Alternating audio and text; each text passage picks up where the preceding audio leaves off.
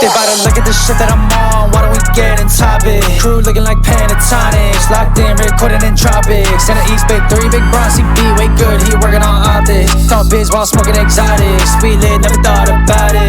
Just live out the look at the shit that I'm on. Why don't we get in topics? Sitting way back, all black, I'm talking. Feeling like Shaq, I weigh my options. In the East Bay 3, big Bronzy B, way good, he working on optics. Talk biz while smoking exotics. It's all CR the project. It's all. What's up? It's been a long time. RCR Presents, MSD Sports, and we back at it for episode 35. My name is Sam, also known as YPK. We got Mikey over here, and we got Camden over here. And let's get it, episode 35. Mikey, introduce yourself. Mikey, introduce yourself. What's good, my peoples? It's been a minute. It's your boy, Michael John. We married now. It's been a big couple weeks. Happy summertime to all the peoples. I'm coming to you live from the 02135. Yes. Representing MSD Sports. What's good, my guys? Yes, sir. Camden, what's up? What's going on? You know what it is. It's your boy, Mr. Club Paradise, a.k.a. Camden Lee. And we back with another one, episode 35. You know who I'm with.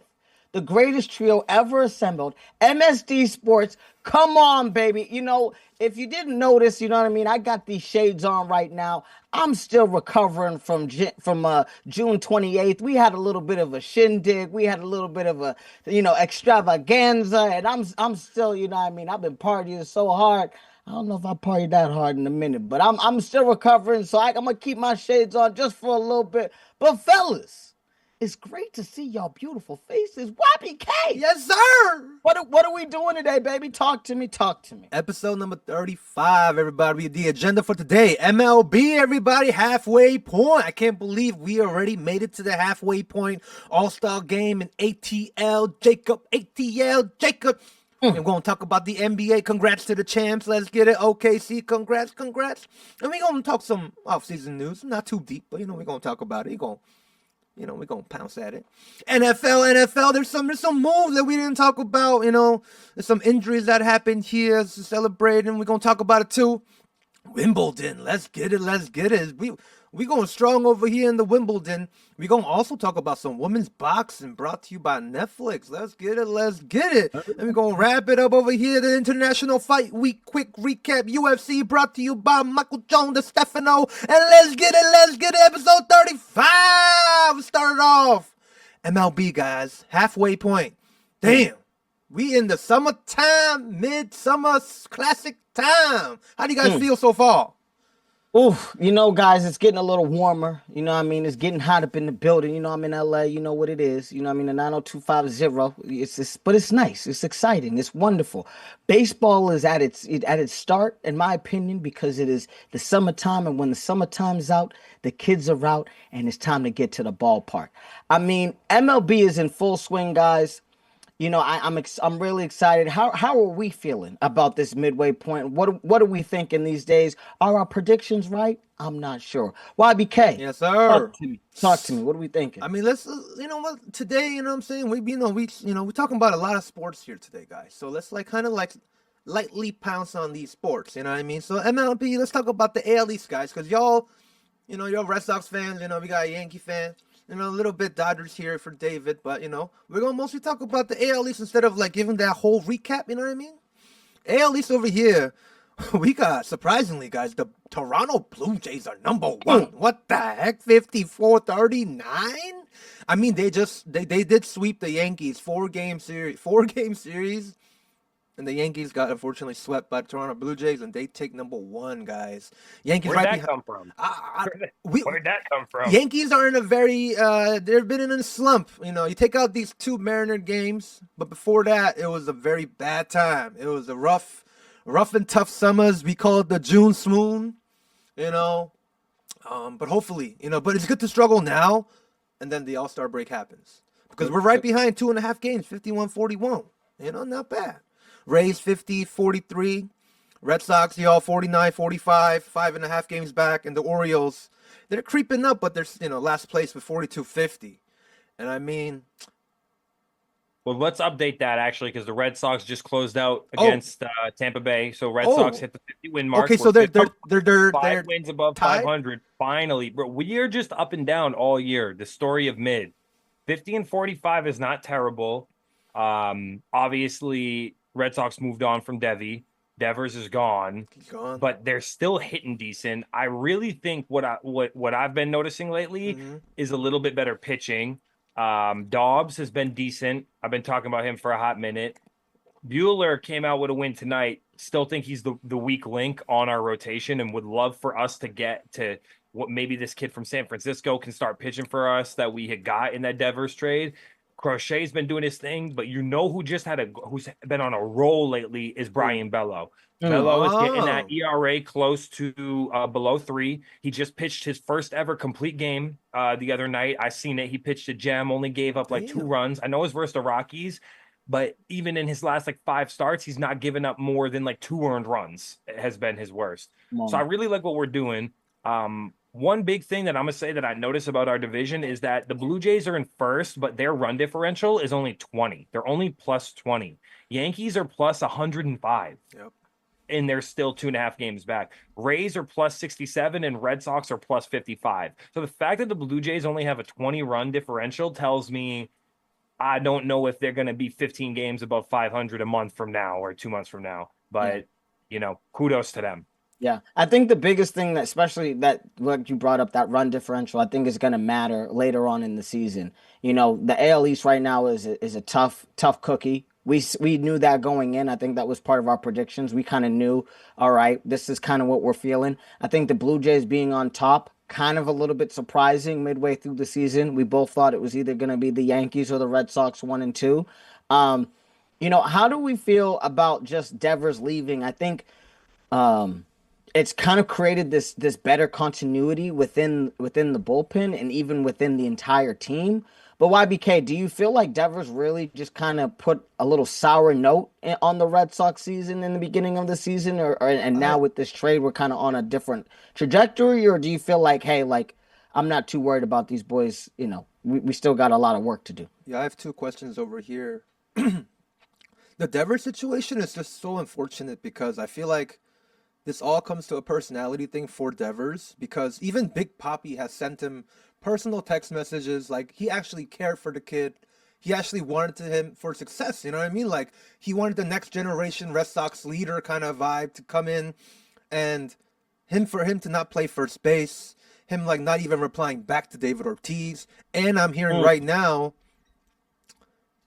in the Giants, there's this there's this first baseman. I think his name is like Will Clark or something. He's like a legendary first baseman. Yep, Will Clark. Yep. He offered lessons on like Saturday, something like that, like 2 times already, and Devers didn't show up. And it's like, it's already showing me like, okay, this guy just doesn't really care. Like, you know, what's going on? So I feel like for the Red Sox, good riddance, you got rid of him, because you don't want that kind of atmosphere and that kind of vibe in your clubhouse. But my next question here is, y'all just won 5 games above 500. Trade deadline is almost 2-3 weeks left. Are you guys going to be sellers or buyers right now at this point? Because right now I'm seeing like, what's his name? Like a few players in the trade deadline candidates, and I'm like, there's some Red Sox players over there. I'm like, you don't want to give away Duran, your outfielder. Like, he's a pretty good offensive piece. Or I forgot which pitcher. I don't think it wasn't Crochet, but you don't want to be sellers here. I don't know. How do you guys feel? Are you guys buyers or sellers? You want to go first or want me to go first? Huh? Depends on what we get. You go ahead, Camden. You tell me. Well, I think here's the thing, right? And I think Mikey and I talked about this in the beginning, you know, I mean, of the free agency season. We spent a lot of money late. It's not like we spent a lot of money early. So I think being in the position that we're in at third, I think only being 5 games back, I feel like that's not a bad situation. The question is are we going to have enough juice to get us to October? If we get something amazing, then I say, hey, we wait till next year. We get everybody kind of back in. We get some better continuity. However, if in 2 weeks that goes from 5 to 2.5 or 1.5, we might just say, okay, I think Devers was the situation.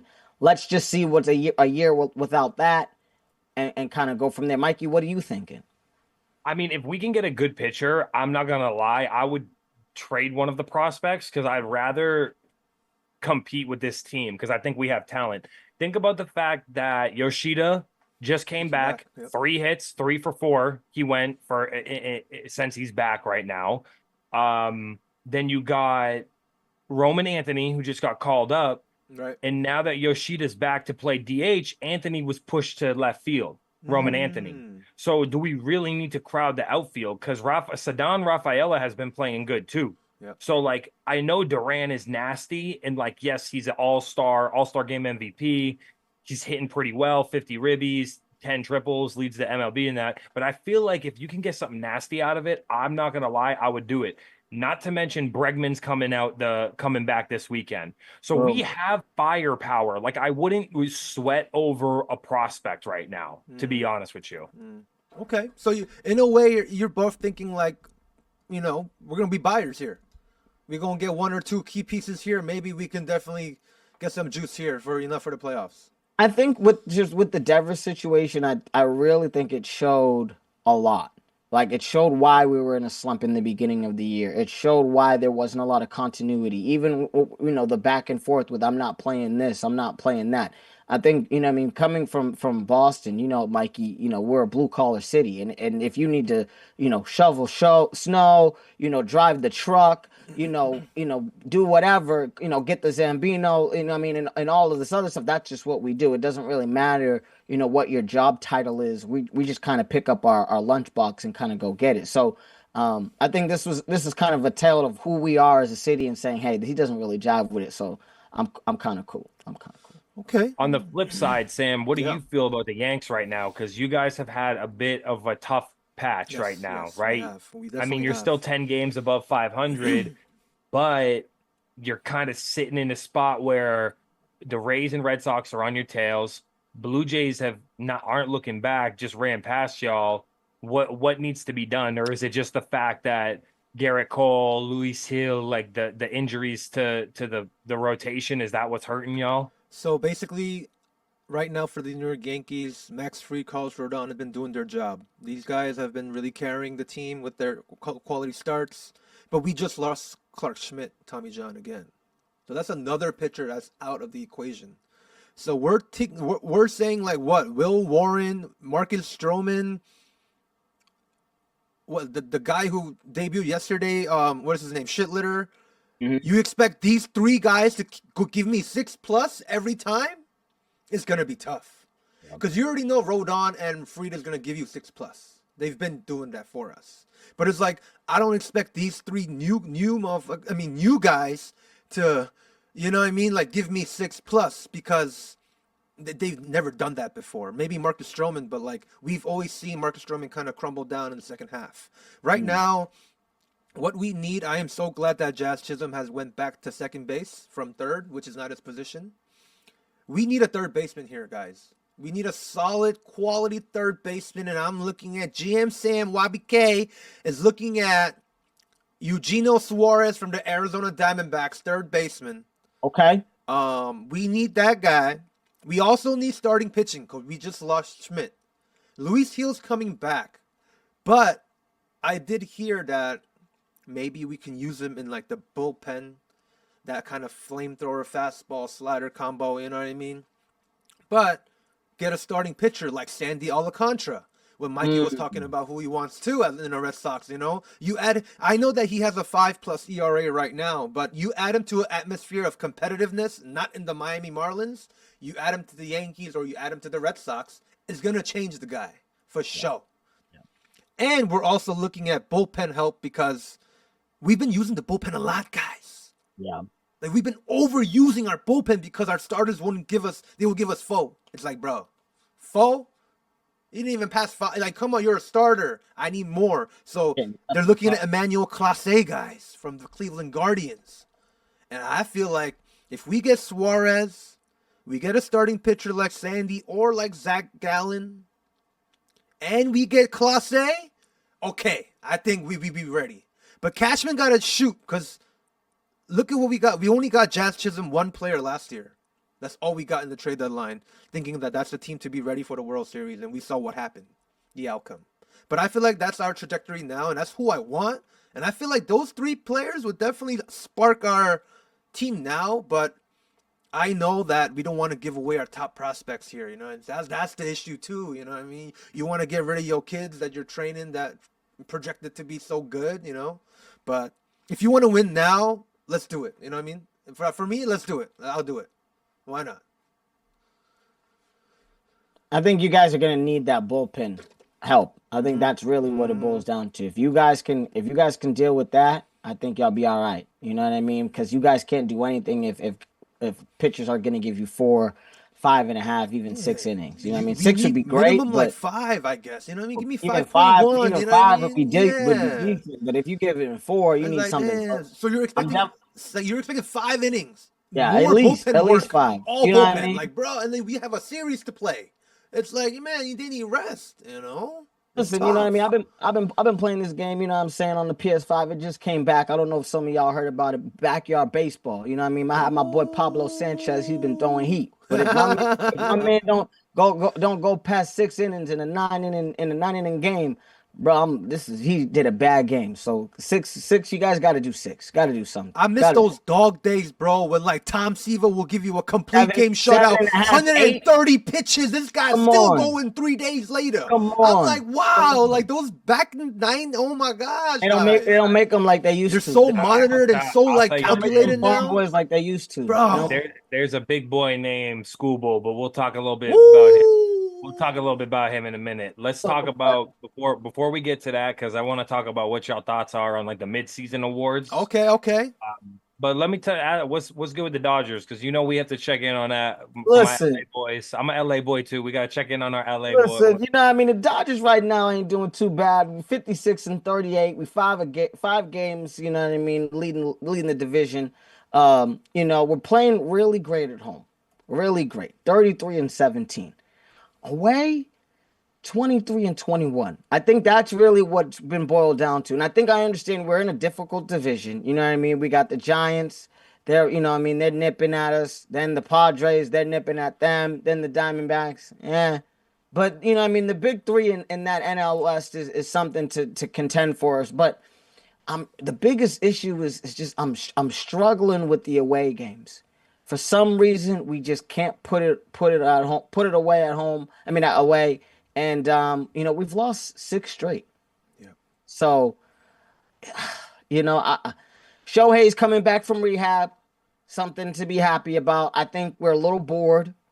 I think that's really what it boils down to. We're a little bored mid-season. I think after the All-Star break, should be all right. Should be all right. One thing we got to bring up is Clayton Kershaw has reached a milestone.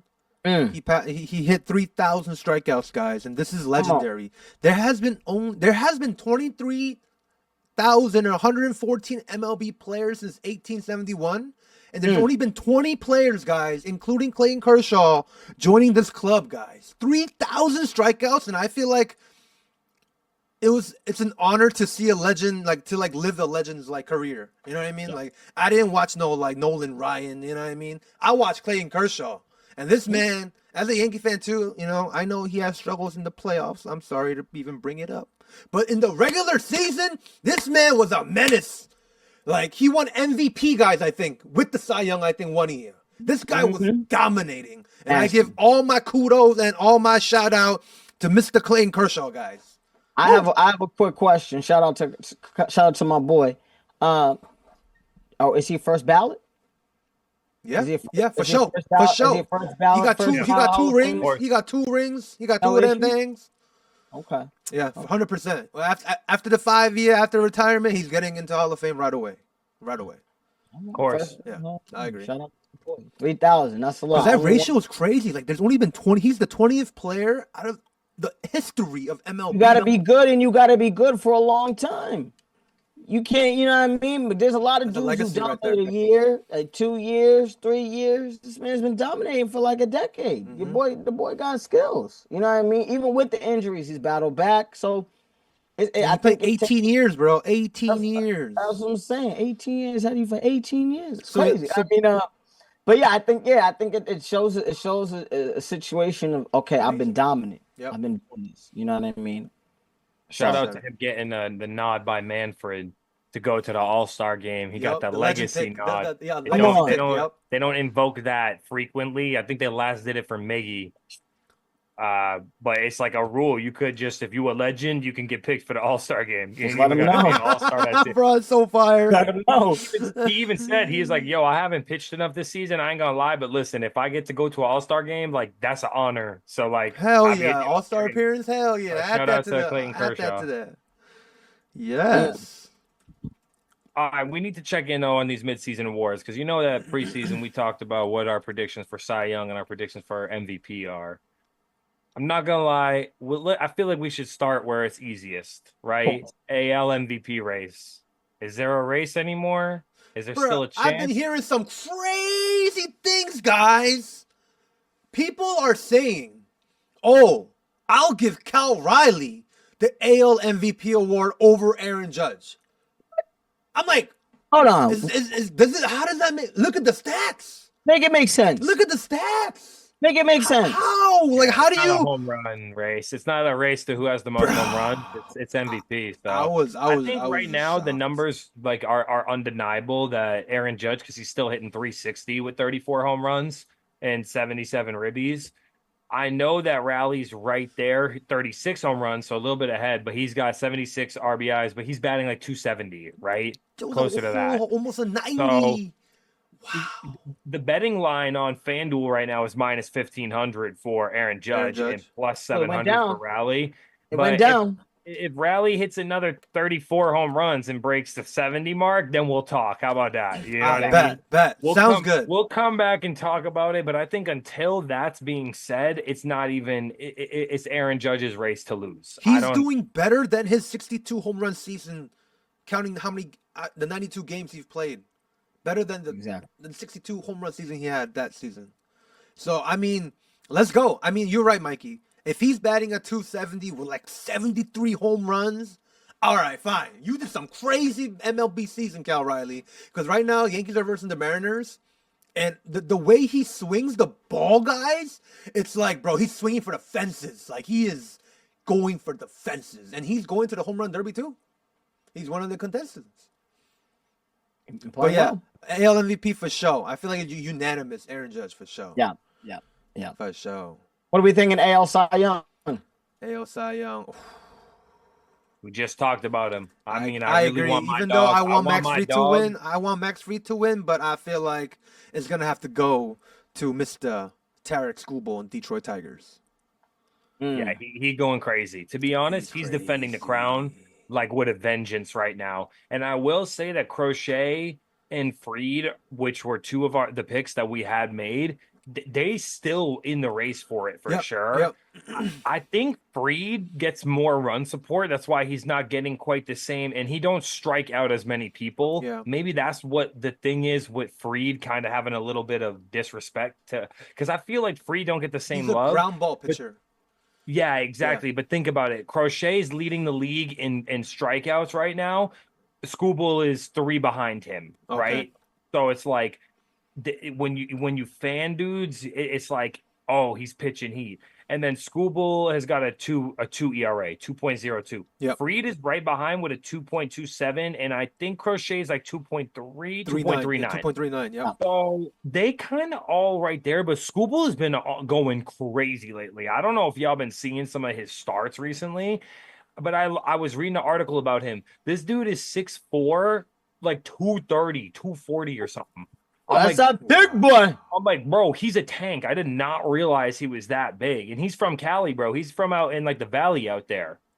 So he was pitching in them leagues where it's windy as hell up there. You know what I mean? Hot, windy as hell. So that boy knows how to throw through the wind, baby. Knows how to throw through the wind.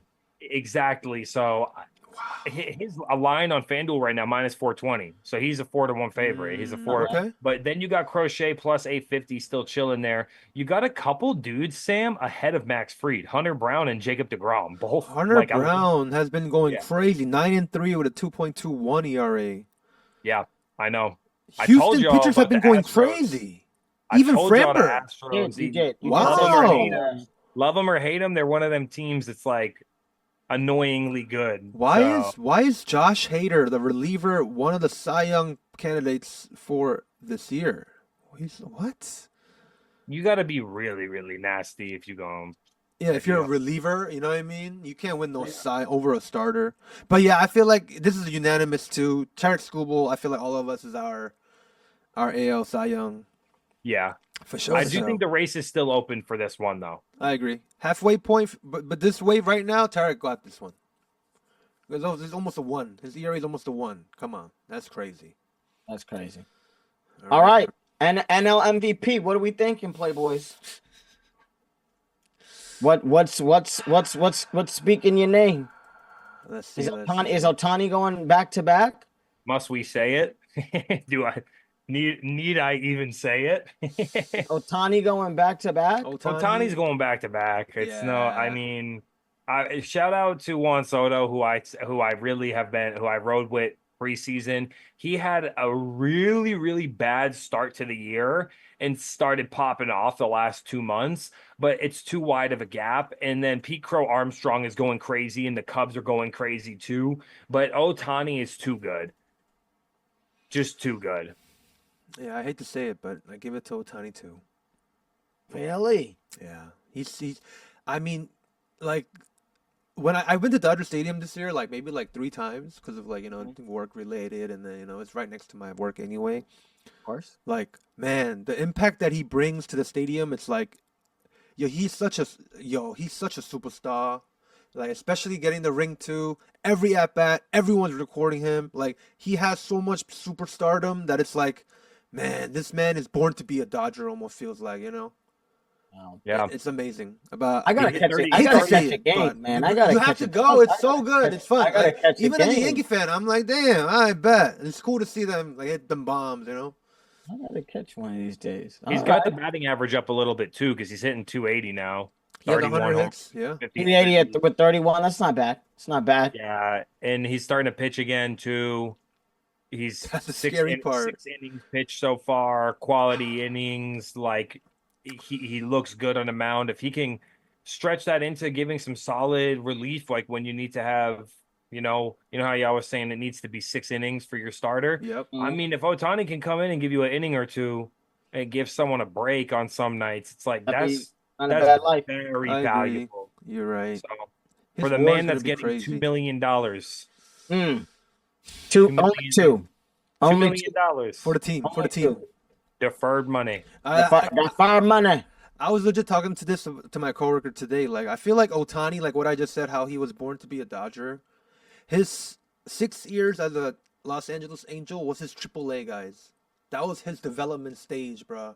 That's what I think. It's like that was your AAA. It's like a mini LA. You know what I'm saying? Disneyland's right there. You take a break sometimes. But then after, he went WBC, go to the Dodgers, 50-50, and he wins the World Series. I'm like, all right, damn. This is all set up for you, Shohei. Damn. I wish you were a Yankee. Damn. Imagine. Listen, but he had to be in the cold. He don't like that. Yeah. He ain't about that life. He wanted to be close to home too, because LA, Tokyo, right there. I'm like, damn, it was quick almost too flight. good. Too good to be Quick flight. true. But it became true. Shout out Shohei. Shout out to Shohei.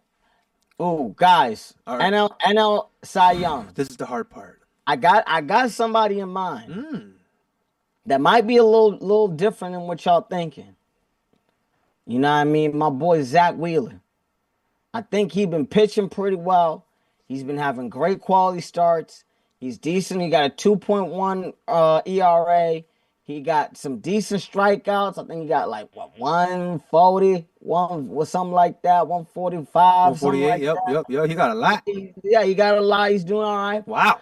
You know what I mean? Between fanning them, playing them, winning them, I think he's gonna sneak it out. I know we were talking about schemes, you know what I mean, possibly doing it, but I think Wheeler might steal this one this year. He might steal it. Zach Wheeler. How is Skeens doing? The Phillies rotation is going crazy right now. So I'm gonna tell you right now. I'm gonna read this line on FanDuel, which is crazy. Wheeler is minus 140 right now, and Skeens is plus 115. Skeens is 4-7 right now. Wow. The Pirates are crazy, bro. They sell every single game that he pitches. He gives up 1 run over 6 innings, 7 innings, and he gets a loss. It's Right. crazy what they're doing to him. It really is crazy what they're doing to him.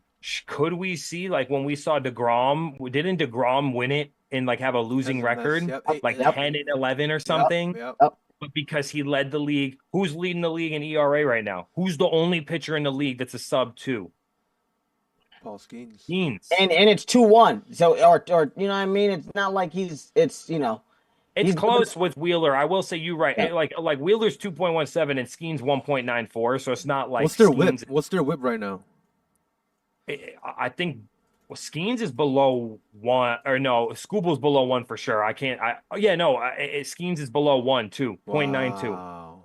Crazy, bro. Crazy. And 125 strikeouts. So, but Wheeler be sitting him down too, because he's second in the league in strikeouts. So, his whip is crazy, 0.84. Wow. So, Come on. 0.84 is Disrespect. nuts. Wipe them down. The only thing I'm gonna say for Philly is that it's crazy. If you look at the Philadelphia Phillies rotation, It's nuts.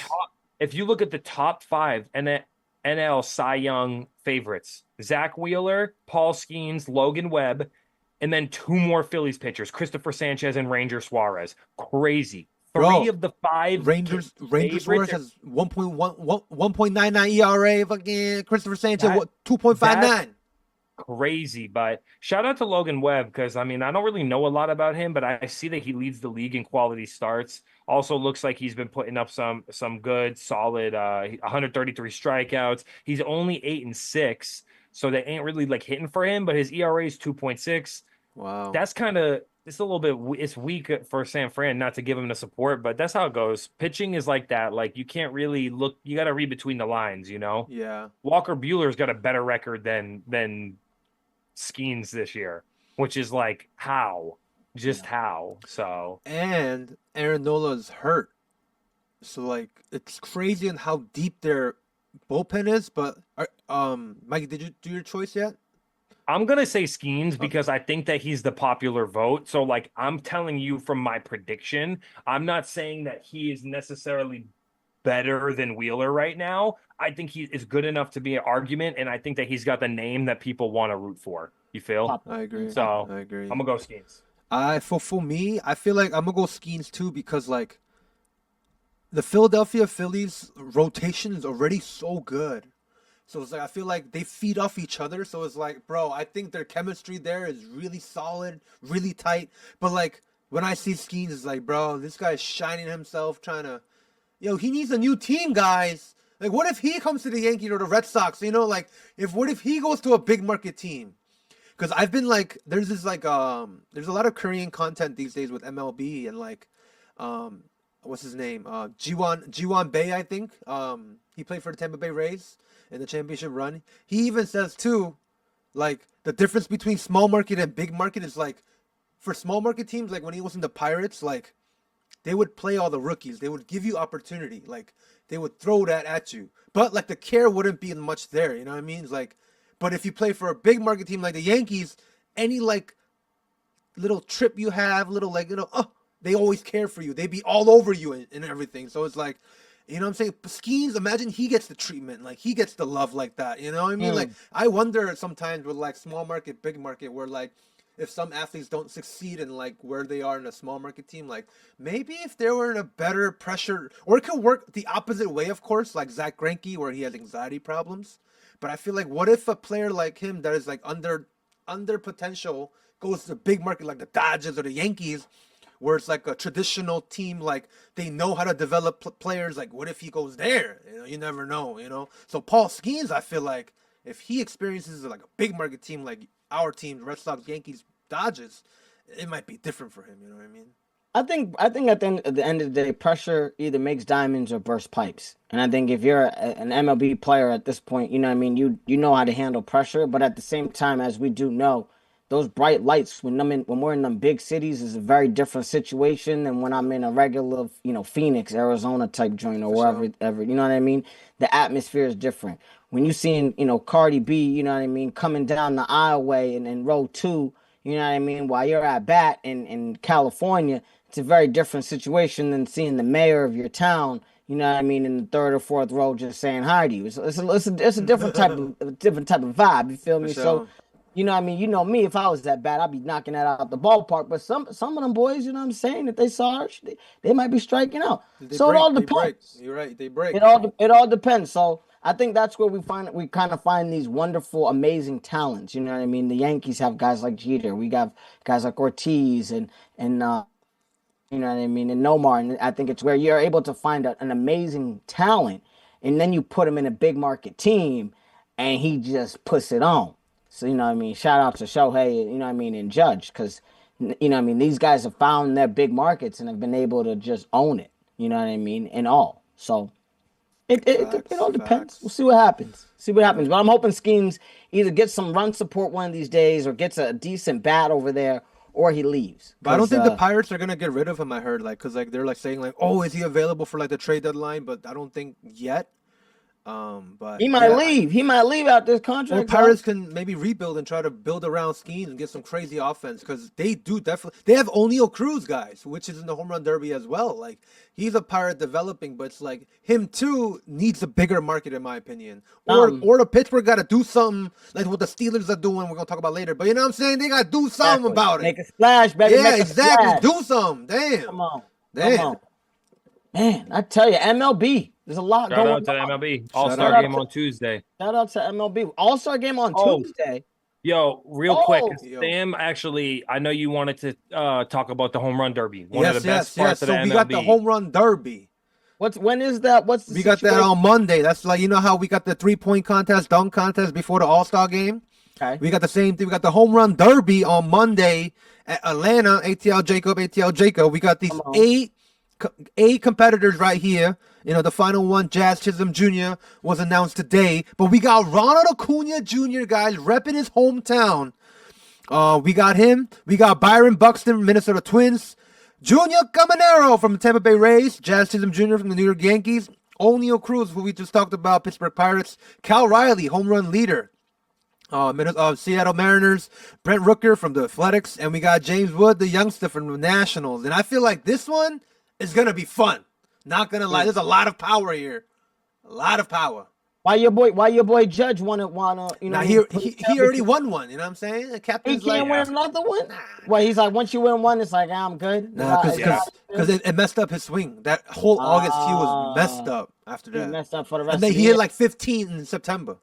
So that's how he hit 52. I'm like, damn. Imagine he hit in August. I'm saying.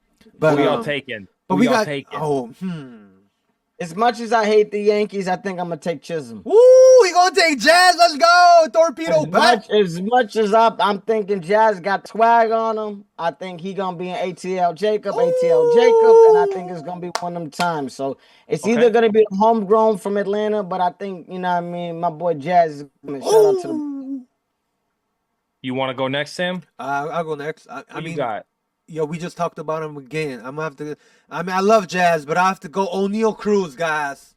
I love this guy. I got the little. Remember, Mikey? We unboxed the commemorative batting helmet. Patch. O'Neal Cruz.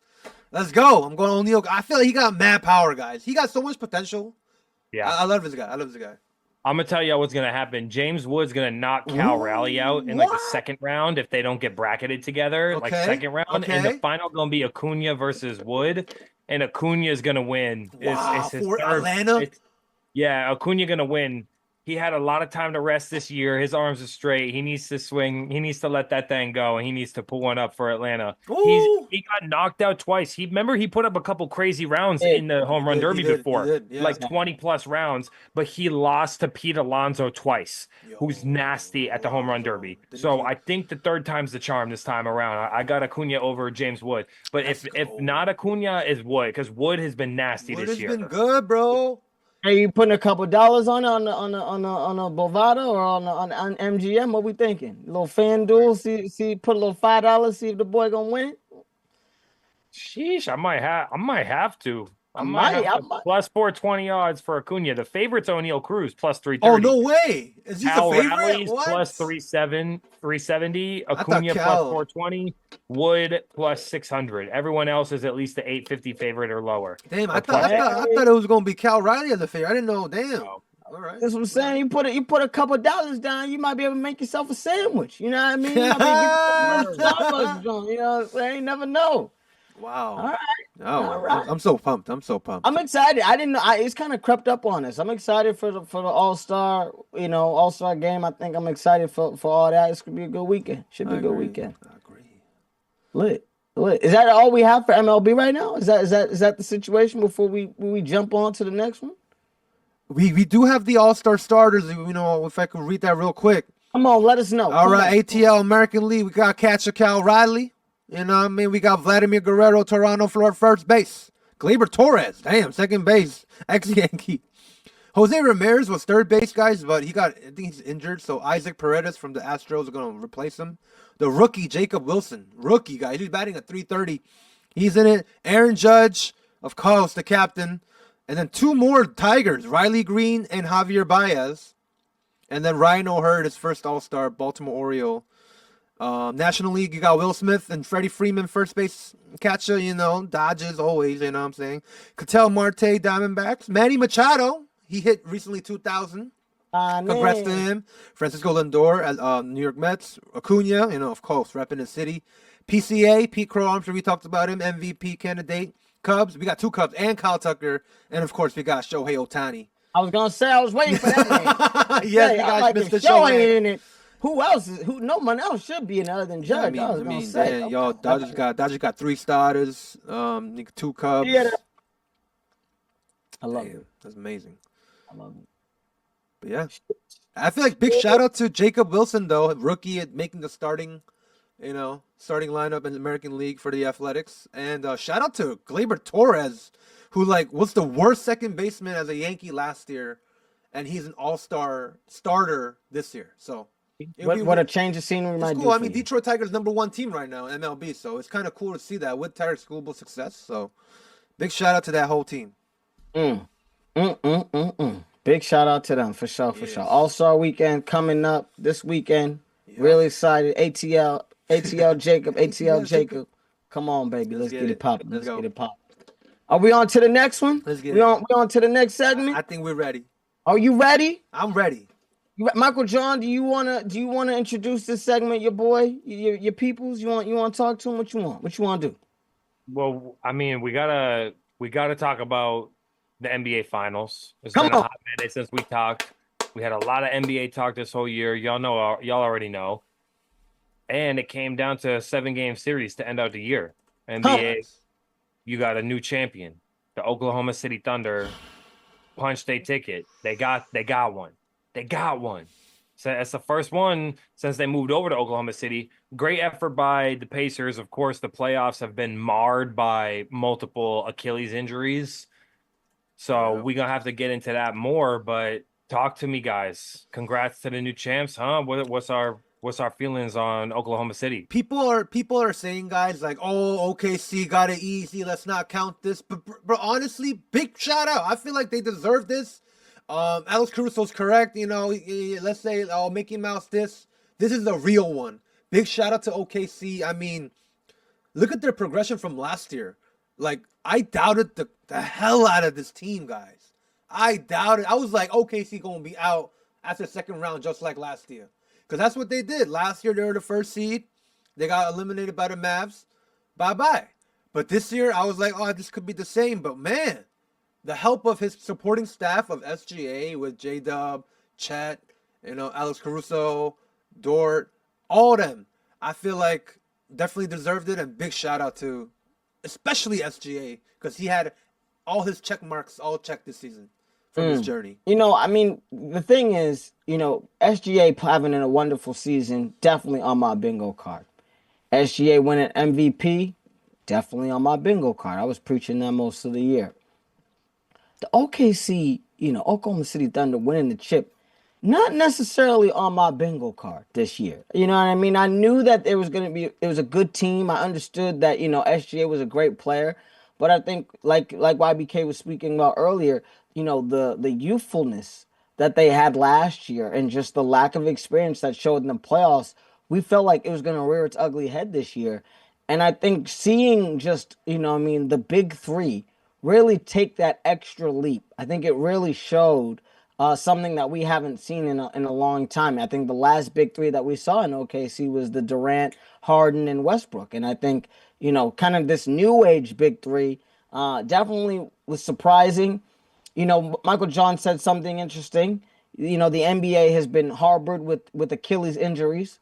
Not one, not two, but multiple men have fallen due to the fact of the Achilles. I don't know what's in the water. I don't know what workout plan they're doing. But, I didn't see this many back in the day. But, it is what it is. It is what it is.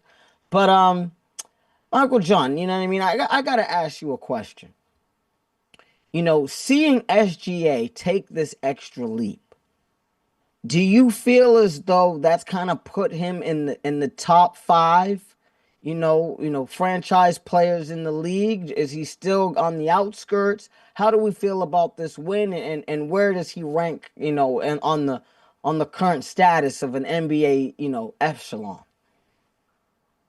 Okay, a lot to unpack, a lot of different things. I'm gonna try to respond to all my thoughts from these here.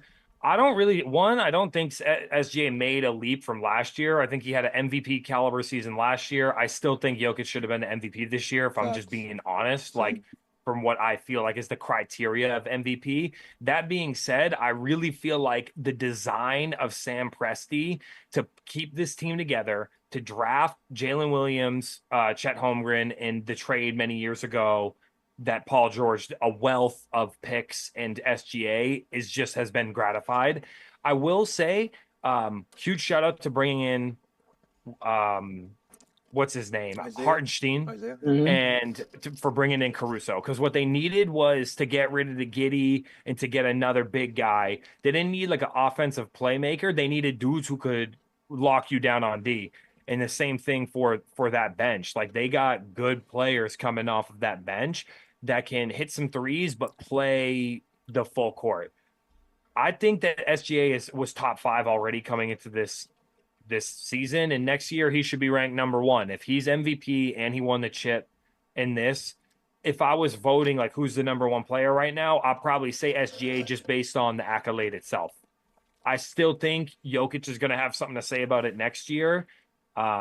But it's a huge shout out. I mean, I want to give them their kudos where the kudos is due, but let's not act like that they weren't the number 1 seed last year, because they were the number 1 seed last year. Let's not act like they didn't win 68 games, because they won 68 games and was the number 1 seed this year. I think the difference between OKC and Cleveland is that OKC kind of had a couple years to get their team right, and then to go and lose in the playoffs last year and come back this year. And I also think that, matchup wise, the only team that they really had in the West that gave them, I think, any trouble was the Nuggets, which is funny, because I thought that maybe Timberwolves could have tried to give a little bit of a run at it, but they ran out of juice. Yeah. And then you have the Pacers push them to 7, and that Pacers team, respect to them, but you really think that Pacers team should have pushed them to 7? That's what I'm feeling at the end of the day. I'm like, I mean, shout out to OKC, y'all the champs and everything like that. But I'm like, it's hard for me, and YBK out, please chime in on this too. It's hard for me to see SGA winning the MVP. I'm not concerned about that. That's not where I'm at right now when I'm thinking about top 5 player. A lot of guys win MVP throughout the years and things like that. But I think in terms of like a real top 5 dude, or top 10, it's still hard for me. If they took him in 5 with a healthy, Halliburton, I'd have been like, all right, man, like, y'all got some dogs in y'all, but y'all went 7. And if if Hallie, shout out to my boy Hallie, he had an injury, game 7. He was having some issues, some tenderness in his leg. He decided to keep playing, and he popped his jaw. He's gonna be gone for the entire season next year. But he really showed some grit, and I'm not gonna lie. I think if he was healthy, it could have been a different type of outcome. It looked like that. So, shout out to OKC. I really think they needed Alex Caruso. YBK, how you feel?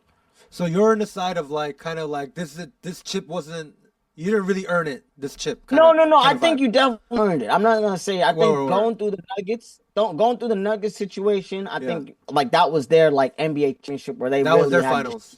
That was their finals for them. I think for me though, seeing them go to Indiana and then taking them 7 games doesn't make me feel like the team is as dominant. Oh, I see. Not an issue of whether they deserve to get the chip or not, but I don't think I don't think the team is as dominant as it looked winning 68 games. And I don't think SGA, to me, looked like a top 5 player. He didn't look like Joker. He didn't look like Giannis. He didn't look like Luka. He didn't look like even LeBrizzi. You know what I mean?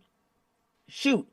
You know what I mean? Another guy who got hurt, he didn't look like Tatum in the finals. You know what I mean? It just he looked kind of like it was a all-star cast, a nice ensemble, almost like that Detroit Pistons team, and I think it was '04 that they won that against the Lakers, kind of in that situation. Yeah. Kind of seemed a similar situation like that, but instead of a team and 2 superstars imploding, you had a superstar get hurt in the game 7.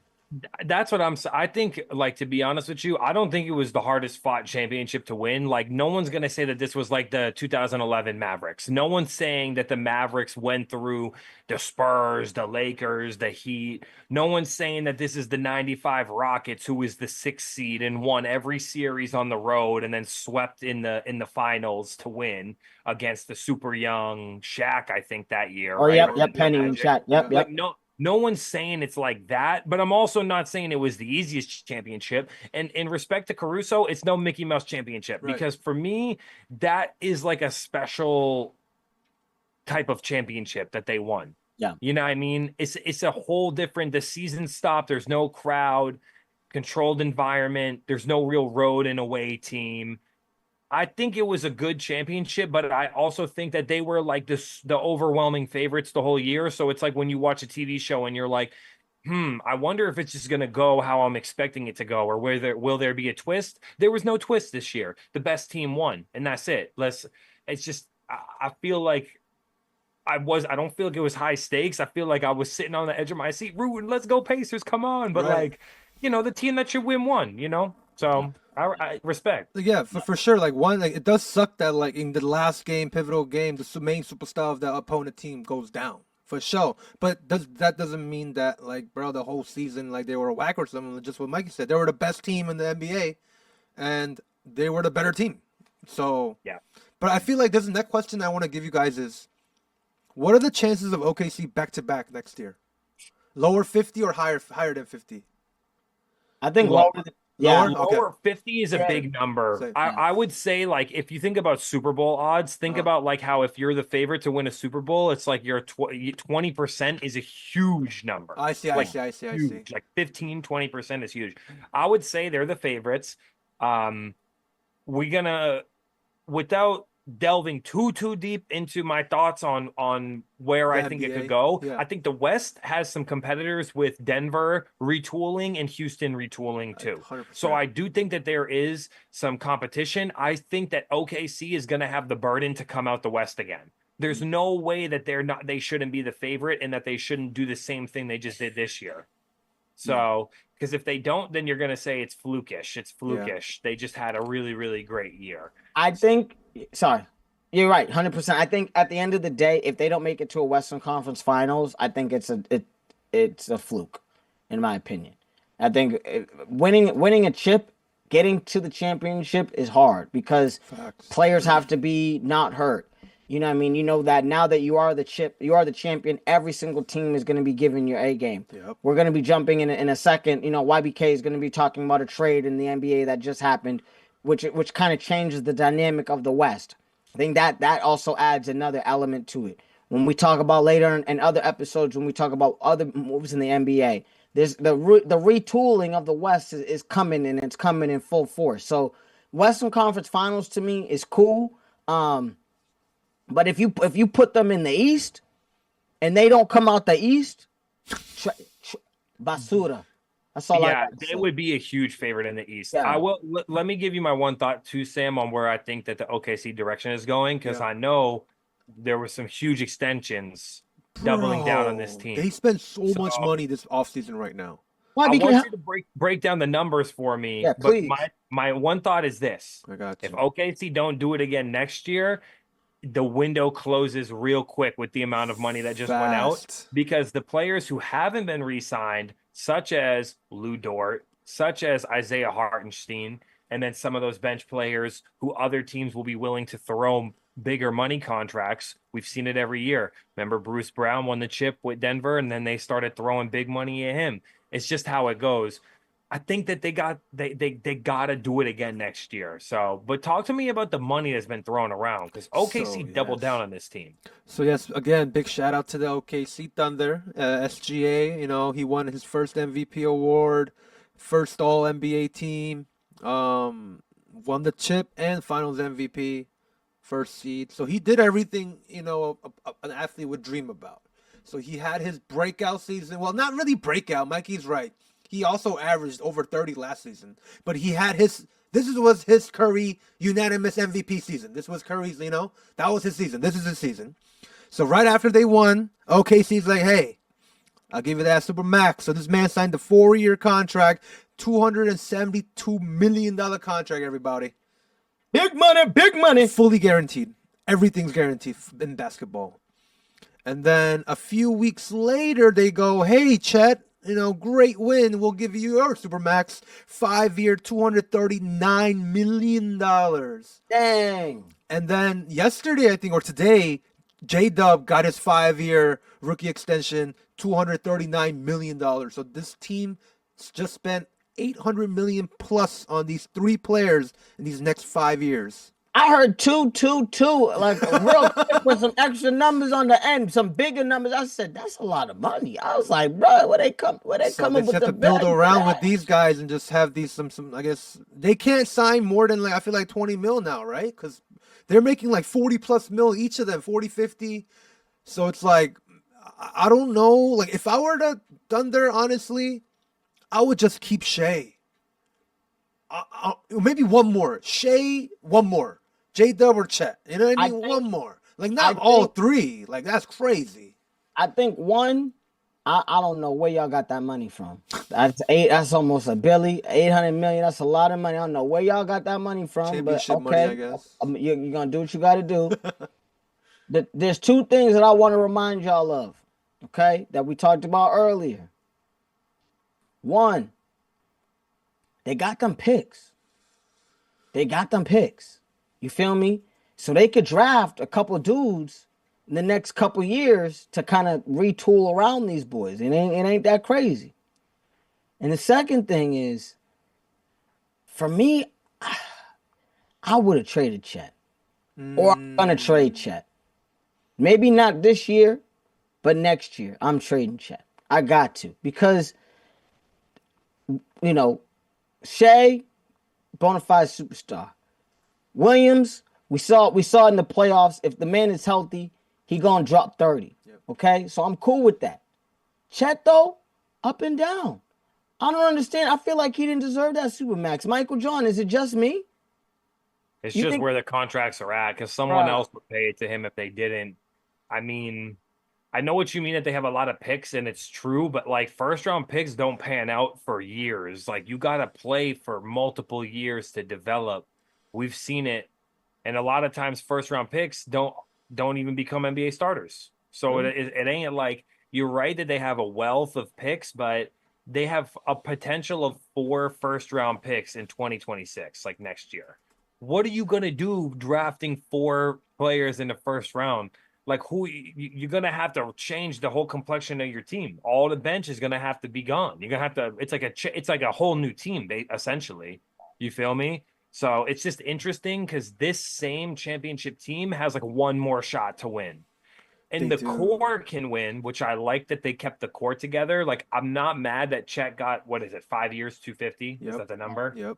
That's the incentive if he wins whatever, if he reaches benchmarks. I'm not mad against it, but I'm also like, $800 million to 3 players. Let's see. If they win, it will vindicate them. If they don't, we're going to say, why did you give them so much money? But that's the NBA this day. This is how I feel with the Los Angeles Dodgers, with Shohei, Yamamoto, and all those signings. Because, of course, Shohei's getting $2 million, but that $1 billion with Yamamoto and Shohei, you got to win at least one more to make that worth. Yeah. So I feel like they're in the same shoes, it feels like. But looking at Spotrac.com, Isaiah Hartenstein has next year. Dort's here next year. Is this a player option or a team option? Not sure. And then I see Caruso. He got one more year. I'm pretty He sure. got multiple. Yeah. After this year, I know he got one more year. They still got I know he Jalen got at least 2 Williams. years. They Yep. still got they got their core still intact. Dort one more. So like you're right. I feel like next year's the shot one more. If you get back to back, that's crazy. Those contracts for Dort and for Hartenstein Yeah. are team options. So the but OKC it's gonna push them over the Love second cap. Yeah, exactly. First apron and second apron. So that's when you start getting yourself you're right. penalized First if you go Yep. over those. So Because they're already Well, at minus 38. we gotta see. We gotta see what happens with it. But you know what? I think that when you win, you pay the money up. So Yeah. Well, I also have a question. Do you think that the OKC is remembering what happened almost 10 years ago? You know what I mean? With the big three that they had and seeing the trajectory of we had 3 MVPs on one team playing together, almost won a chip, and then we decided not to pay Harden and screwed it all up. But they didn't win. I feel like that's why they didn't invest. Because You OKC think won. you think if they won the chip that year, you think they would have They would have signed all of them. I feel like, Mm-hmm. and give Harden the money he wanted. I feel like because OKC they didn't win much. I think right. This is what's their first one or second one. The first one being OKC. They had second one as a team as a franchise. They have a Seattle Supersonic. Gotcha. So yeah, this is very rare. So as OKC Thunder is their first one. So I feel like if in that 2011, 2010, if they won, that would have been a whole different story. Like trajectory for Harden especially. That's when he left and everything, the Rockets thing, and But yeah, I feel like since they won, I feel like they got the contract and they invested. they were also younger too than these guys are, because they was like early 20s. You know what I mean? Right. So that was like a younger, and now you got Shea, who's like 25, 26. Like, think about it. He's been in the league like 6 years, bro. 7 years. They've been around for a while. It's not like 2-3 years. This is like, I mean, now NBA, you're here 7 years and you're 26 years old. It's crazy. Mm-hmm. Wow. So we should talk briefly about some of the other big moves. This is a move that happened before the finals even ended. This was right on the heel of Game 7. Right. Yes, it was. We were waiting for to find out where the aforementioned Kevin Durant was going to land. And in an NBA record 7-team trade, mainly though, the Rockets, you know what I mean, giving up the most there to get KD from the Suns there. You got KD to Houston. That's crazy. And he found out during Fanatics Fest. He was like in the panel, and then fans were like, "Oh, you got traded to the Rockets," and then that's how he found out, which was amazing. And there's a Topps card when KD finds out he goes to the Rockets when he's in Fanatics Fest. But it's amazing. I think it's one of the NBA history, right? This is the largest trade in NBA history, guys. 7 teams. And Rockets don't just get KD, guys. They get Clint Capella. He is older, but he is a good piece, in my opinion. That Rockets could definitely, Sengun could definitely learn from. And then, Clint can be Sengun's backup. But the Suns get a lot. Jalen Green, who's been the Rockets scoring guy. Dylan Brooks. They get the number 10 overall, Kaman Mulak. Rasheer Fleming, the 31 overall, 41 overall, Kobe Brea. I don't know these players, but Daquan Plowden. And they get 2 second rounds, which is Kaka and MSD Sports. Come on, we don't add no second round over here, MSD Sports. We don't like that. Listen, you could draft one of us in the second round, and we might be getting more minutes than some of these brothers these days. Even with my bum shoulder, I still drop a couple buckets on y'all. Exactly. I mean, I think, we were talking about the West and just seeing, if OKC is going to go back to back. I think this really puts a dent in that situation to me. You know what I mean? I think it's crazy that, you give a king's ransom for a 36-year-old player who's coming off of who has an Achilles injury, not coming off of, but has had an Achilles injury. But I gotta be honest. I have to be honest.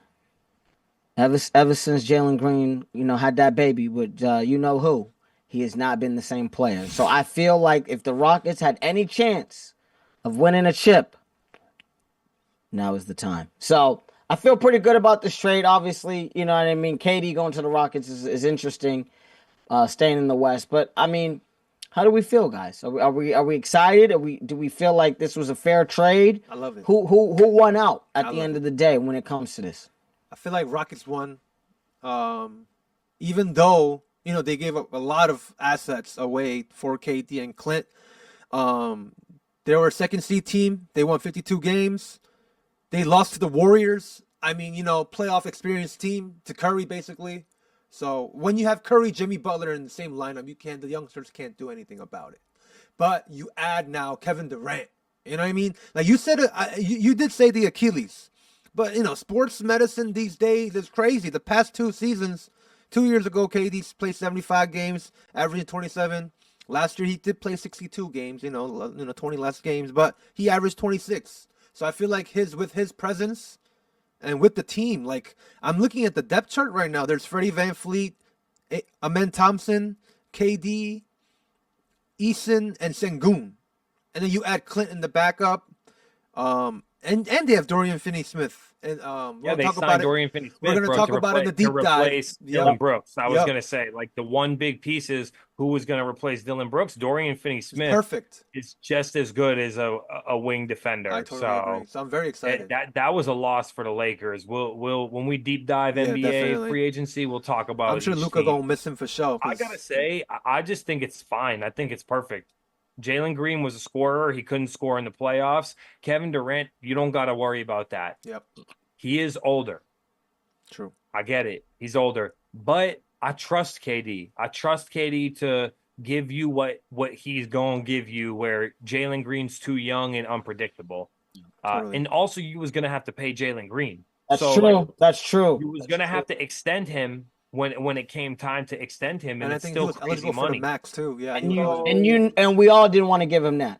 None of us would want to give him that. He's definitely eligible for rookie max extension for sure. Yeah, but I don't think that the Suns really lost this trade. I think that they got back something, right? They got $5, right? Basically with the second rounders, but you did get some good players still. So I'll give them a thumbs up for both sides here. I liked this move. So. Also with the Suns, after they traded him recently, Devin Booker got that 2-year maximum veteran extension, 2-year, $133 million, guys. Crazy contract. So they're all inning on Devin, building around Devin right now. So Jalen might move to point, or Devin might go to point, and then Jalen Green pays 2. Right, his 137, that's a regular. It's up to 145 total, fam. That's crazy, bro. It's 70 million a season, my dog. Oh my God. For a man who's never been on an all NBA team other than once, for a man who has no MVPs, and for a brother who making more money than Joker, Steph, LeBron, and my man Luka Doncic. Ridiculous. He ain't gonna make more money than Luka or Jokic when they decide to sign their. That's true. That's true. But I'm just saying he making more money than him right now. He making $70 million. Crazy. He did have arguably the best season of his career last year. He averaged 25.6, and he averaged 7 assists and 4 rebounds, 46% shooting. Listen, he improved the ball movement, which is where I think it's important for him to grow. And he's still 28.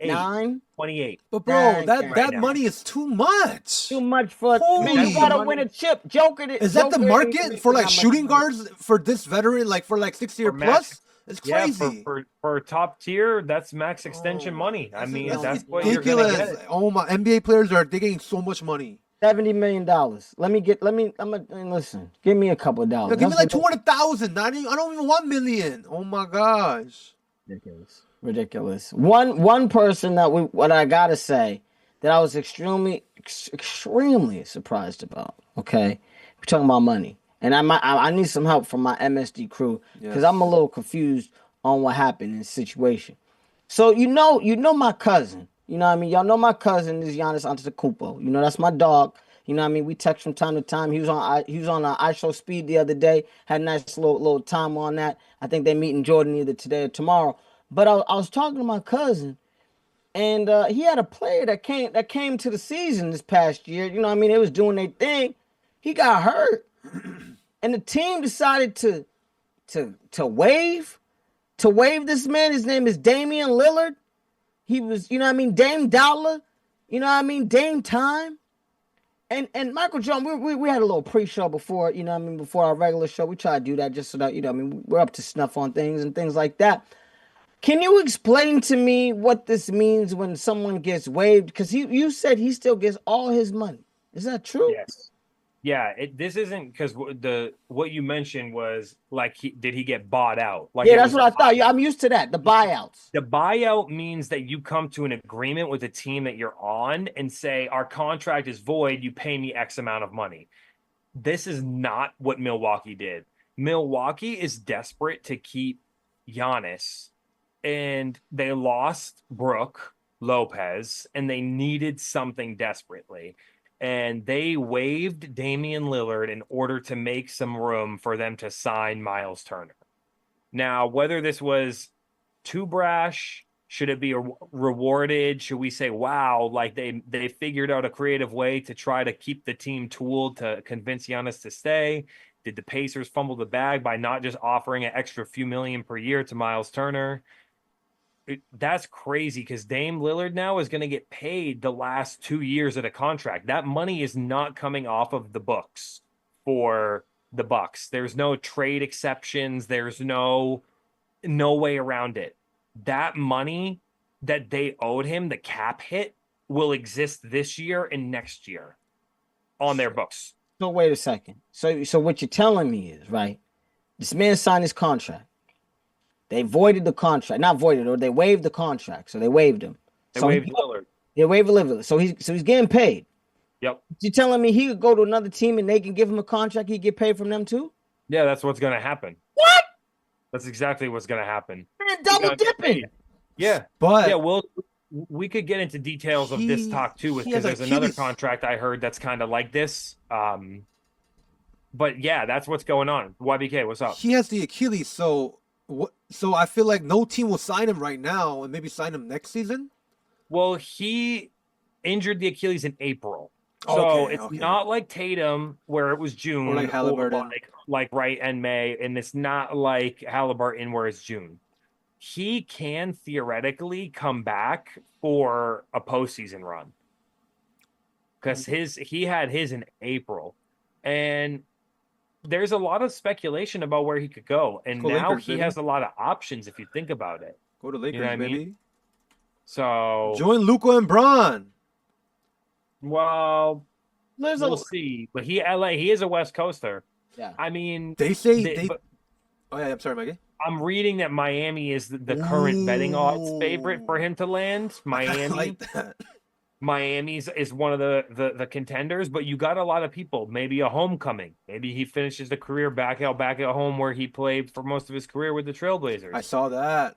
Maybe you have a team that's a contender that could use a little upgrade at the point guard, like the Denver Nuggets or the Golden State Warriors. So there's some options for him. And you know what's awesome? He don't even have to fret about money. He could probably take like a team-friendly contract if it's the right situation for him. It's true.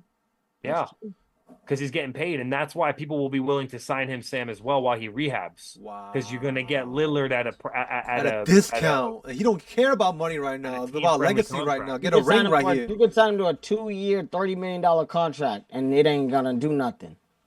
You know what I mean? Or 2-year 20. 2-year 20. Yeah, I was about to say less, like 220. Yeah, 220. Yeah, 2 for 20, and just say, hey, $10 million for Dame Dollar. Yeah, we paid $10 million for like to rest, rest for this little bit, and then show me what you got. Hot in the playoffs, you might come through. If Shoot, not, that's fire. They trying too hard though, the Bucks, to figure out how to stay afloat and how to keep. They try to keep my cousin. What you mean? I feel like Dame should go to the Knicks and join Brunson. Come on, we you know what I mean, the family, we want to go somewhere nice. We thinking maybe coming to LA, but I heard somebody else might be coming over here. That's a big man, so we're gonna have to wait on that. Yes, the big man in LA, he landed. We're gonna have to talk about that on our NBA deep dive. For I sure. heard a couple of stories, so I'm just saying. My cousin looking for options. You know what I'm saying? I'm just letting you know. If the Bucks, if you listening, if y'all don't get it together soon, we leaving. Letting y'all know that now. I mean, Giannis said, like, what you said, he came on the speed stream. He said, I'll probably stay in Milwaukee for this year, but he said probably. So we'll see. Because he said he loved Milwaukee. I'm sure he does. He want to chill with them. He grew up with them. I'm sure this man love Milwaukee. But if Milwaukee don't treat him, the way he got to be treated, he gonna leave. They just don't got money to take care of it no more. That's the thing. Like they run out of options here. The last time this happened, they went and got Drew Holiday, and they got a chip because they tooled up in a smart way. But I don't really think Miles Turner is a huge upgrade from Brook Lopez, although he is an upgrade in my opinion. I don't think it's drastic. Yeah. Like Brook Lopez does the same thing. He stretches the floor and he's a rim protector. He shoots threes and he's a rim protector. I think Miles Turner is a bit more athletic, but is it really like that much of a game-changing upgrade? So I don't know. Porter Jr. re-signed. I'm not sure that this is it. I don't think that's going to do it, but we shall see. The East is wide open this year, so I guess that's another argument as to why to make a move to make it work. So I'm excited to deep dive NBA with y'all because there's a lot of contracts thrown around. With the injuries, like the East is basically a lot of teams are rebuilding because of the Achilles right now. So it's like, we have to definitely talk a deep dive with these teams because like the Pacers. Halliburton out for the whole season, guys. And they lost Miles Turner. Their identity is gone now. They basically have to rebuild. So, I'm excited for that deep dive. I'll have some more information for you for the family reunion. Okay. Coming up, I'll try to get some more information out y'all. If I hear my ears to the grindstone, see if something's popping. We love that. You know what I'm saying? Yes. But speaking of what's popping, I know what I mean. We're touching a couple different sports today. You know what I mean? We touched MLB. You know what I mean? We touched NBA. But you already know MSD Sports, one of our favorite loves, is the NFL, baby. Is the NFL. Come on. And I got to tell you, we got a couple weeks before the Hall of Fame game. I'm just throwing it out there. I'm just letting y'all know. So we just get warmed up, get your popcorn ready, get your seat warm for Saturday and Monday night and a little bit of Thursdays. Because when I tell you it's coming swiftly, it's coming swiftly.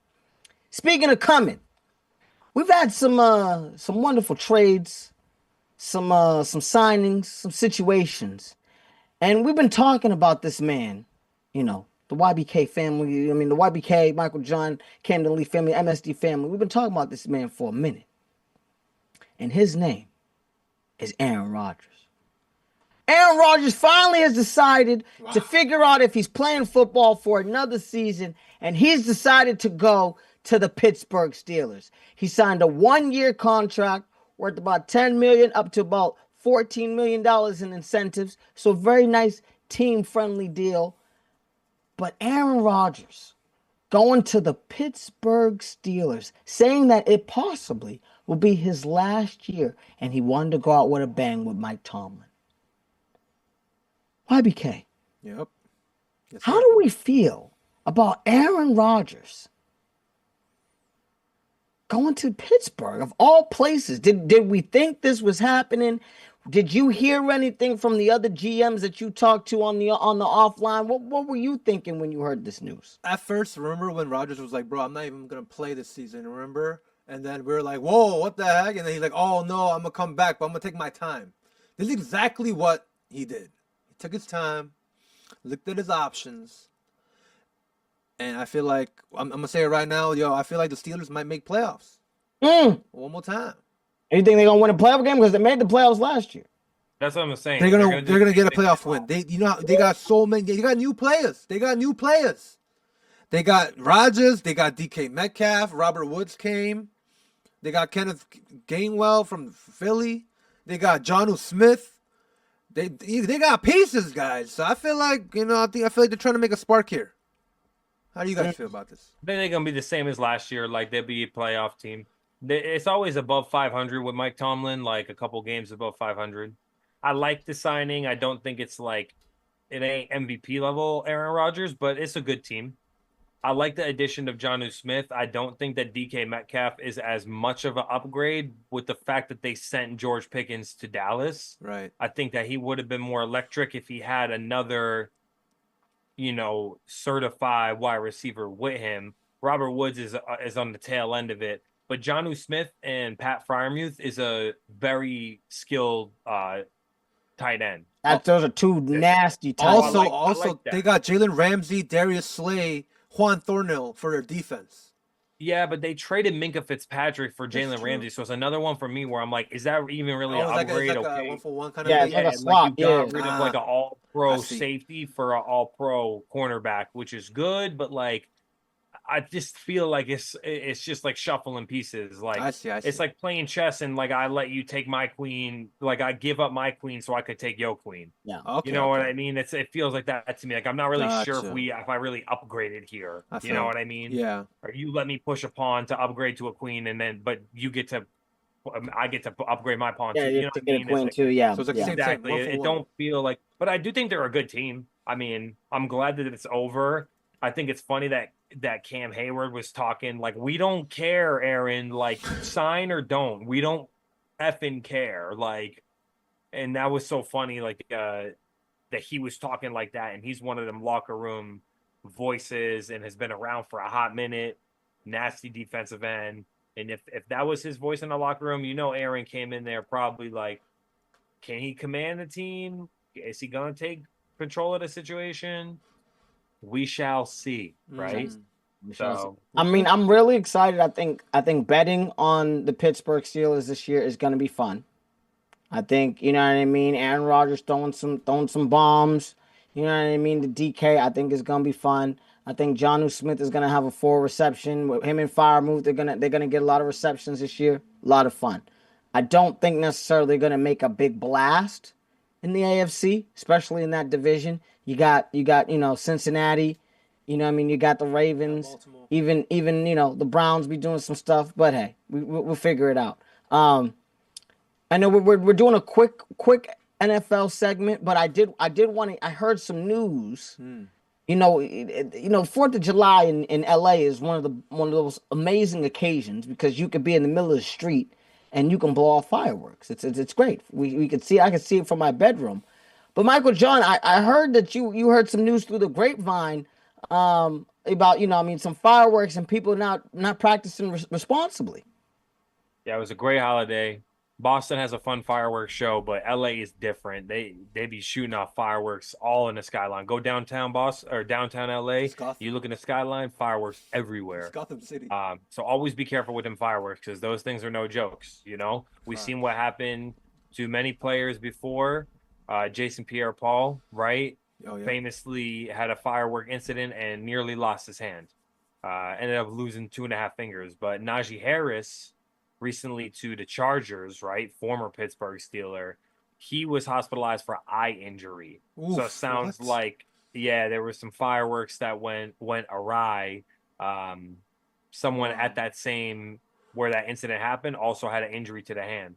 Gotta be careful, y'all. If you lighten these fireworks, you think you have time with the fuse, you ain't got time like that. Don't play games because it ain't worth it. Like, they look cool and they make some cool images and noises, but it ain't worth it to hurt yourself. So always be careful with them fireworks. Najee Harris is expected to make a quick recovery, they said, and should be ready for preseason. But, these are the type of stories we remember when we celebrating, right? It ain't all fun and games, especially if you've been drinking.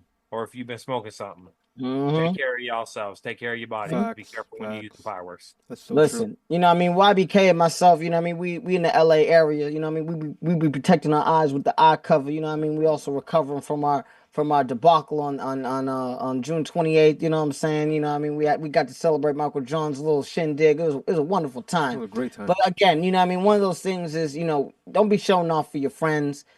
Keep the fireworks on the ground, what they're intended to do. They are dynamite. You are blowing things up. So let's do it responsibly. This is America. We love to have fun. But at the same time, we try to be as responsible as we can. So, never handle them inebriated. And always remember to be responsible in the safety of someone who knows what they're doing. Because, you know what I mean? It's not something to be playing with. Never. You can always have fun being safe. You know what I'm saying? Like, damn. Come on. Yeah. We have a lot of fun being safe. Fun. We caught a lot of Ubers that night. Did we not? We caught a lot of Ubers. So safe. Because we know, gotta be safe. Come on, baby. Gotta be safe.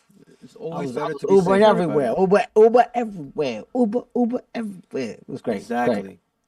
I know we have a couple more sports. You know what I mean? What else has been popping off? I Just heard there was something light. some You know crazy. what I mean? Yeah. Let's Something, get it. Talk- Let's something get it. light because Let us it's been a know. long time. So we gotta run the whole. We gotta run around everything, guys. Big tennis tournament, 4 majors every year. Last time we was talking about Roland Garros, French Open, Oh, yep. Yep. where they play in the clay, but we over to England where they play on the Oh, grass. the grass. Wimbledon.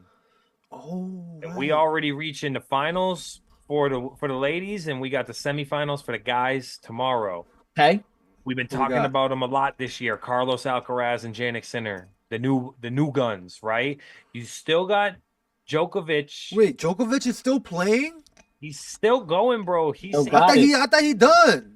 No, he's still going, bro. He's got a chance to punch a ticket to go to the final, but he's playing against Sinner. And Oh, last time he played no. against Sinner, the world #1 in the French Open, he lost in the semifinal. So they meet again in the semifinal, twice, second time in a no row. way. That's fire. I will say it's been an interesting tournament. The first match of the tournament, Carlos Alcaraz was down the first 2 sets. He lost the first 2 sets, had to win 3 sets in a row in a crazy match, tie break some of those sets. Jannik Sinner on the flip side, 2 rounds ago, he was losing 2 rounds and he was down 2 sets rather. On the brink of, if he lost that third set to be eliminated, the other guy injured his shoulder. Oh. So he had to retire and Sinner moved on, and then Sinner won his next match. Could be this is the big rivalry of modern tennis right now. Wow. But we keep seeing Carlos Alcaraz come out on top. Every time. Last time they played in the final, Sinner was up 2-0, and Alcaraz won the last 3. So I'd love to see them go for another rematch in the final. It'd be lit. But could it be Djokovic's last hurrah? We shall see. That's crazy. I'm still playing. That's amazing. On the flip side, the women, bro, there's been all of the high-ranked women have been getting knocked out in the early rounds, which left Sabalenka, the world #1, who lost in the final last tournament to Coco Gauff and had a little bit of the controversy for the ill words spoken and lack of sportsmanship. She was taken out by an American this morning. And being frank with you, I did not see this one coming. Anisimova, Anisimova, rather. I think I'm saying it right. She moved on to the finals, the American. She's going to take on a woman we've seen around for a hot minute, Swiatek, the Pole. And they're going to play in the finals. So we got the women's lined up. Damn. And I kind of like it when the favorites don't win. That's what I like about tennis. You got to win one match at a time. And yeah, it makes for fun. You're So I had a couple guys ask me, do I bet on tennis? And I said no, for this very reason. Because a lot of times, depending on the time of when you're playing, where you're playing, whether it's clay or grass, it's a very different situation. So there's some people who master clay, they nasty on the clay. And some people that master the grass, when it comes to the grass, they know what they're doing. And you could get a bad matchup, and you could be a #1, #2, #3 against a #20. Bang, bang, that mug just got you because he's been playing on grass for the last 6 months, and you've been going from hot spot to other spot to other spot. So I don't bet on tennis unless it's the finals. I'm letting y'all know now. And if Alcaraz is in the final, I'm probably betting on the boys. So just letting y'all know, just a little something, just a little tidbit. If y'all trying to make some dollars these days, the first couple rounds be a little tough in the tennis. Just FYI, just a little difficult. Sam, you got to keep your eyes open for this one. This is going to be a good final. So if you ain't tuned in, we're gonna have to send you some clips because it's fun. Tennis is very fun. If you haven't watched it live before, I highly recommend it. It's a very entertaining sport because it's very active. So I would highly recommend it. I'm excited about that. I'm excited. I'm really excited about that. I'm gonna have to check it out a little bit. You know what I mean? See what's popping. The thing I do want to talk to you, Michael John, is I'm wondering if you caught this. Okay. Netflix has been doing some wild stuff over the last couple of years. We have Beyonce, her little thing for the NFL. We've had some NFL games. You know what I mean? Even Amazon's been sneaking to the building. We had the Tom Brady roast. And we've also had a couple of things that's popping in terms of Mike Tyson. I saw a fight during the Mike Tyson fight that I really wanted to know if we're gonna see it again. And I heard that you was talking to Netflix and you got something on the docket that the whole world wants to see. Michael John, can you let the MSD family know what's popping? It's fight week again. And we got a trilogy fight here. And this is the first time that we're going to have an all women's card headlining at Madison Square Garden, Come MSG. on. Come on. This is going to be a championship fight. This is Katie Taylor, reigning champ, fighting Amanda Serrano, absolute beast as well. And you're right. Honestly, they stole the show during the Tyson and Jake Paul card. They stole the show. Mm-hmm. And it was highly contested. So this is the trilogy fight. It's actually 2-0 in Katie Taylor's favor. But a lot of people think Amanda Serrano not only won the first one, but won the second one too. Because it was a split decision the first fight, and the second fight was unanimous decision for Katie Taylor. But the viewers were like, I don't know. I think Amanda Serrano did enough to win. So we're going to have to put it to bed. Friday night, y'all. Netflix, I love that they're putting on some fights because I feel like it gets it out to a broader audience. And love or hate Jake Paul for whatever he is, like polarizing, you don't like this, it's gimmicky boxing. I'm happy that his promotion, MVP Productions, has put on for Amanda Serrano as much as they have. Because I think it's good to put them in the public eye. And they're skilled boxers too. It ain't like boring, like, oh, they ain't nice with it. Like, oh, no, like they're nice with it. So I really think that whoever could tune in to watch this is going to be a fun one. Oh, well, the MSD family, we support women's sports. You know what I mean? We have some of the biggest, women's fanatics, women's sports fanatics in the game today. You know what I mean? I'm always about protecting the game and protecting women's sports. And so I'm really, really, really excited about this fight. I think I'm going to get my popcorn ready. I might have to pour me up a little something, because I really love my girl Serrano. And I'm hoping that after the third time's a charm, she might be able to take it home. That's just me. Yes, sir. I tell you, come on, fight night. We got what's the face? All-Star game weekend. You know what I mean? We got a lot going on this weekend, Playboys. We got a lot going on. I'm excited. We got some UFC this weekend too. It's been heating up a little bit too. When we was partying actually on June 28th. Oh yeah. We had one of the biggest cards of the year, which is International Fight Week. And we'll run through it real quick because, of course, we got some headline. Whenever it's International Fight Week, y'all, this is like the biggest fight card of the year. And I would say that it lived up to its hype this year. The headline was Ilia Topuria, who was the featherweight champion. He knocked out two legends in a row, Alexander Volkanovski, and then he knocked out Holloway.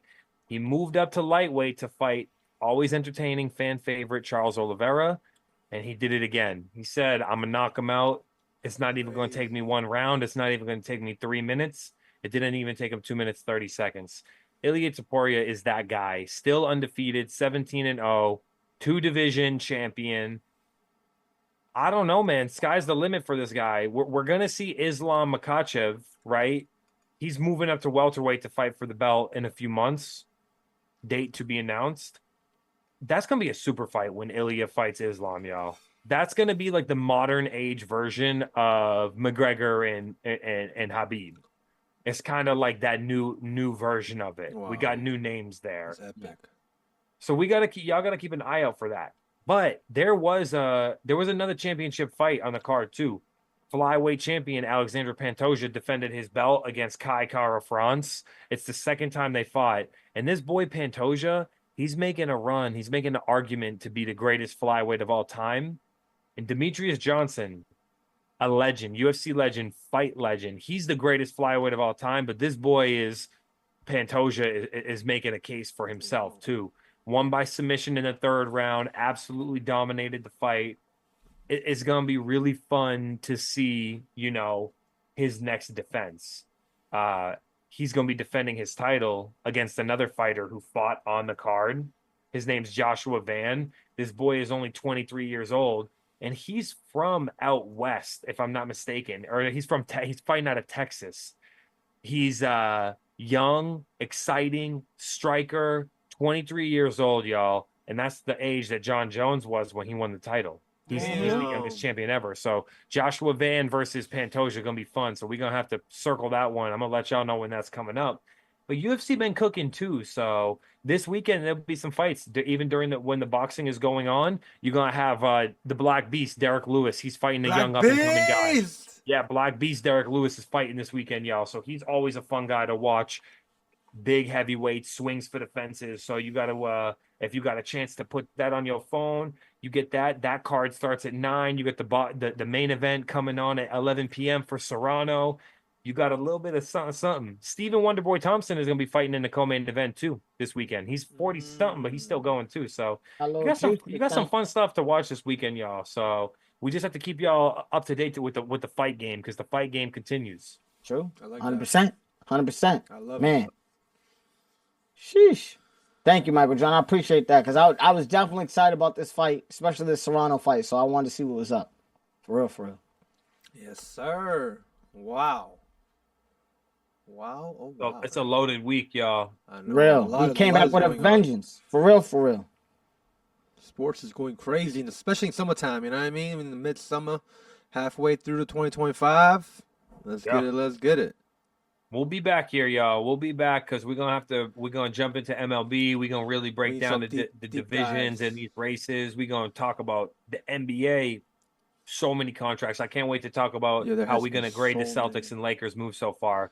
That's what I'm really excited for. Sneak peek. Y'all Celtics are rebuilding, seems like. What's going on? We're gonna talk about it. We're gonna talk about it. The Lakers they got a new big man here. We're gonna talk about too. I'm sure David's excited for him too. We're gonna talk about it. Come on, come on. I'm excited. We got a couple more episodes till we wrap up season 1, and then we're getting ready for season 2. So you guys be ready, cause you know what I mean. We getting ready for the season 2 that's coming up. You know what I mean. They gotta get ready. You gotta brace yourselves. Brace yourself. MSD coming full force. We're gonna give you a couple more episodes. Some few announcements to announce. You know, some future plans coming. You know, y'all better be ready. He's coming, guys. Better be ready. Y'all better be ready. Shoot.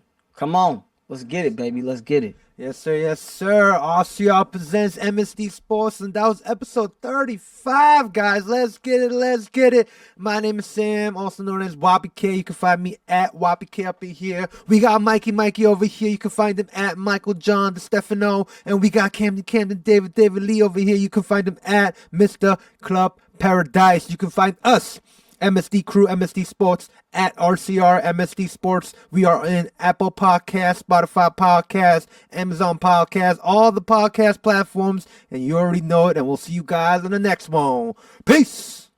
Peace.